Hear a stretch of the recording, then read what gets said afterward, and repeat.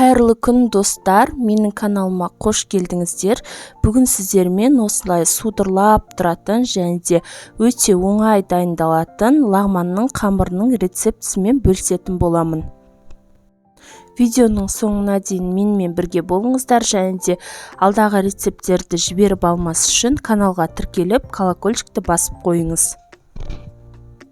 Бұл рецепт мастер-класстан алынған рецепт, сондықтан қорықпай жасай берсеңіздер болады. Астында барлық керек құрамын жазып қойдым.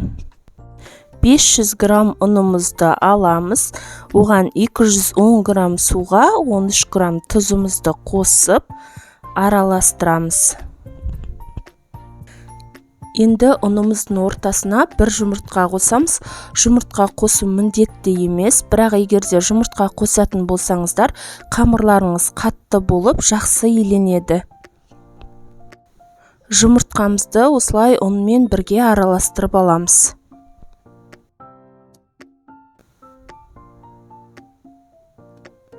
Суымызды бірден құймаймыз, ақырындап бөліп құямыз. Себебі бірден құятын болсақ, қазір нанымызды созған кезде ол үзіліп кететін болады. Қамыр илеген кезде ең баста ескере кететін жайт, осылай қолымызбен үйкелеп отырып илейтін боламыз. Сонда қамырымыз оңай және де тез созылады.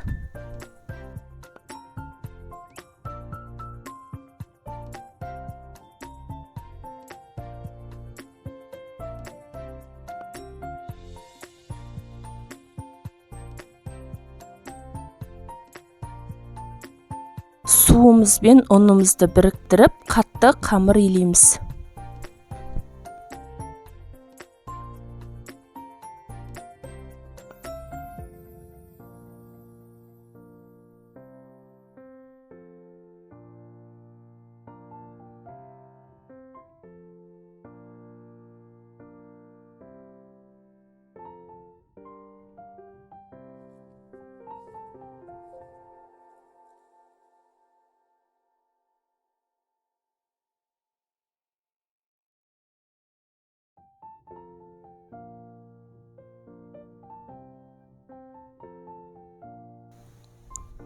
Қамырымызды илеп, жарты сағатқа қойып қоямыз.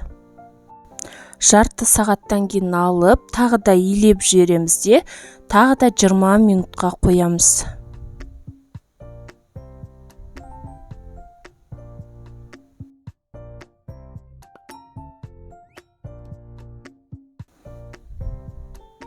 Минуттан кейін қамырымызды алып, осылай 4 бөлікке бөліп аламыз. 4 бөлікті ұзыншақ етіп созамыз.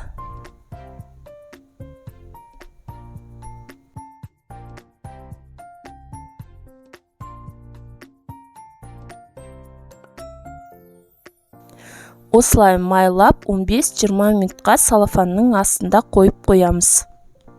Лағманның қамыры ең бастысы жақсы тыңғанды қажет етеді.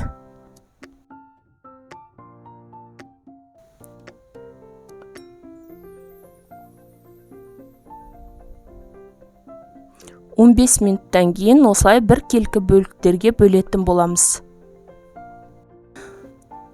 Қолымызбен видеодағыдай ұзыншақ етіп созамыз.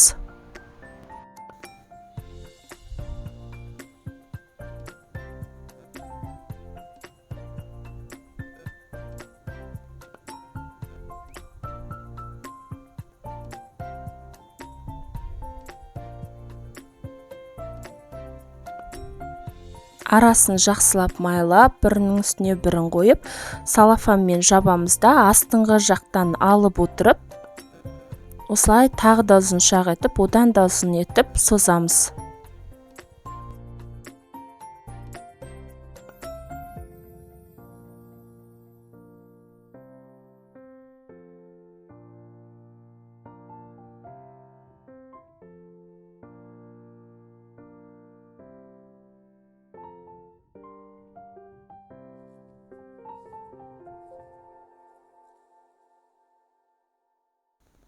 Оны да жақсылап майлаймыз.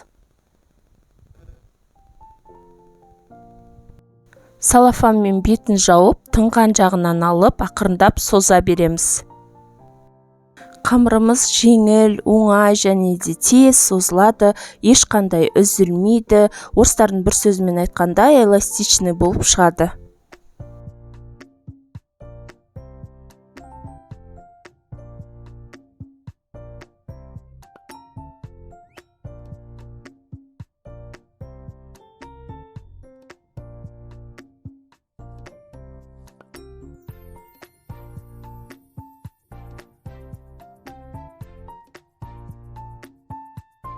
Созып болғаннан кейін осылай барлықтарының ұштарын жинап, видеодағыдай орап алып аламыз.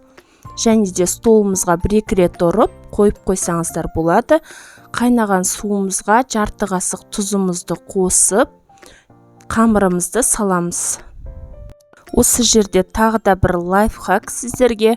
Қамырды 1 минут осылай араластырмай қойып қоясыздар да, 1 минуттан кейін араластырсаңыздар, ортасы оңай және тез ашылатын болады. Суымыз қайнағаннан кейін қамырымызды алып, суық суға саламыз. Кранның астына қойып, 1-2 минут суық суға жуып алсаңыздар болады. Бұл қамырдың судырлап тұруына септігін тигізеді. Суық судан алғаннан кейін аздап сұйық май жағып қойдым.